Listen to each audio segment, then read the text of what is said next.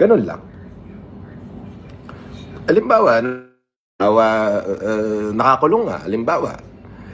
Ngayon, kung sila naman ay sumunod at wala namang ginawang masama, edi huwag nyo nang galawin.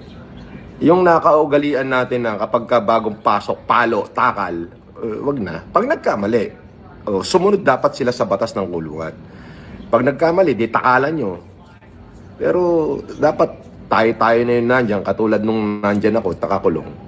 Sinabi ko, tayo-tayo nandito. Tayo-tayo magkakapatid. So, iwasan natin yung sakitan. Hindi ako magbababa ng utos na gano'n. Dahil dapat, kung magkakamali sila, halimbawa, katulad ng mga kasalanan na kung sila'y nang umit, nagnakaw, yan, o kaya yung batas kulungan, sinuway nila, yun, takalan nyo. Pero yung sasabihin, patatakalan ko sila sa inyo dahil utos ko, dahil gusto kong makaganti, hindi ko yung gagawin. Kami na may yung away namin social media, sumobra lang sila. Kasi pati mga personal na bagay na hindi nila dapat na ilabas, ay pinaglalabas nila at pinipilit nila. So, dun ko naman sila kinasuhan.